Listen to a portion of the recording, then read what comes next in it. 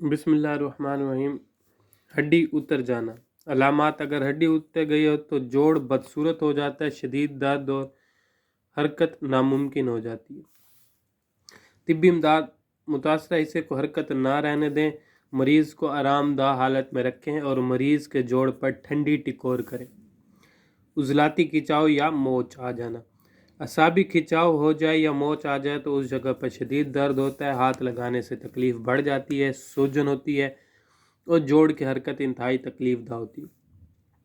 طبی امداد: مریض جو آرام دہ حالت میں رکھیں اور گرم ٹکور کریں، مریض کو گرم دودھ یا چائے یا کافی دیں یا سادہ پانی دیں، ٹھنڈا نہ ہو اور متاثرہ جگہ پر دباؤ کے ساتھ پٹی باندھ دیں اور اس سے درد اور سوجن کم ہو جاتی ہے۔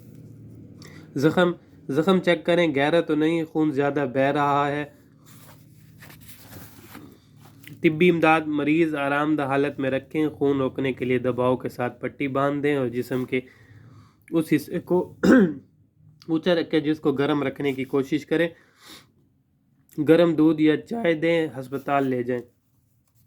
ہیٹ سٹروک اور صدمے سے بچاؤ کی تدابیر: انتہائی گرمی میں شدید موسمی اثرات سے بچنے کے لیے سر اور گردن کو ڈھانپ کر رکھیں اور وافی مقدار میں صاف پانی اور مناسب مقدار میں نمکیات ORS کا استعمال کرتے رہیں۔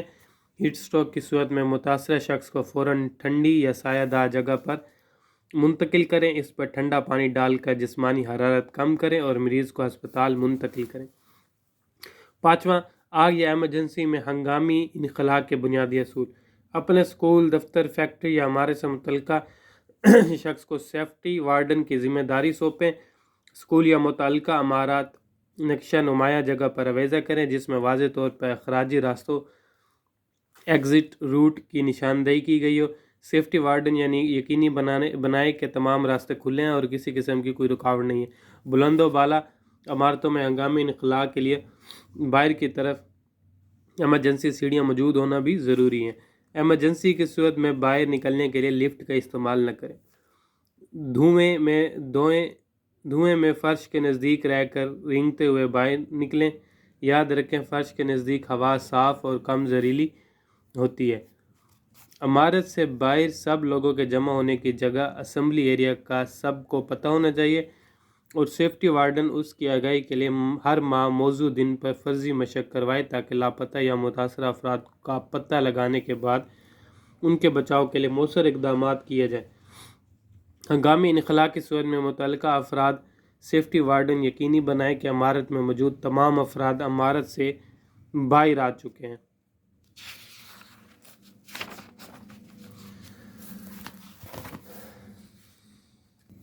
متاثرہ عمارت خالی کرنے کے بعد فائر ریسکیو کے عملے کے پہنچنے تک کسی کو عمارت میں داخل نہ ہونے دیں۔ نمبر 6، تخریب کاری سے بچنے کے لیے کیا اقدامات کیے جا سکتے ہیں؟ اپنے گرد و نواح پر نظر رکھیں، کام کو زیادہ منظم کرنے کے لیے رضاکار کی ٹیم تشکیل دیں اور علاقے یا عمارت کا ایک سیفٹی وارڈن منتخب کریں۔ مشکوک افراد یا تخریب کاری کی سرگرمیوں کی اطلاع فوراً 1717 کو دیں اور دیگر جرائم کی صورت میں 15 کو 15 کو اطلاع دیں۔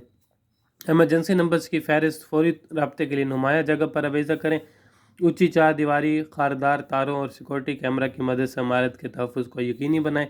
ہمیشہ تربیت یافتہ چست سیکورٹی گارڈ کو کوائف کی جانچ پڑتال کے بعد تعینات کریں۔ ادارے سے منسلک کنٹریکٹر اور دیگر کام کرنے والے افراد کو کوائف کی جانچ پڑتال بھی کریں۔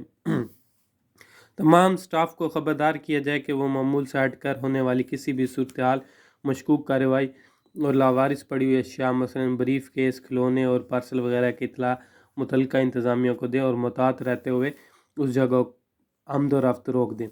جہاں تک ممکن ہو سکے سٹاف اور آنے والے دیگر افراد کی جانچ پڑتال کا مؤثر انتظام کیا جائے۔ بلا ضرورت اجتماع سے اجتناب کیا جائے، مہمانوں کے لیے جگہ مخصوص کی جائے اور انہیں ادھر ہی محدود رکھا جائے۔ تمام سٹاف بشمول سیکورٹی گارڈز اور انتظامیہ ایمرجنسی پلان کی فرضی مشق ضرور کریں جس میں متعلقہ ادارے کی شمولیت کو بھی یقینی بنایا جائے۔ ایمرجنسی اسانیہ کی صورت میں طلبہ کو پہلے سے بتائے ہوئے میٹنگ پوائنٹ پر اکٹھا ہونے کی مشق کروائیں تاکہ گنتی کی جا سکے۔ تاہم فائرنگ کی صورت میں ایسے مقامات پر اس وقت تک اکٹھے نہ ہو جب تک حالات معمول پر نہ آ جائیں۔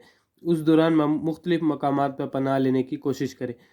تعلیمی اداروں کے کھلنے اور بند ہونے کے اوقات میں ٹریفک کی یک طرفہ منظم روانی کو یقینی بنائیں۔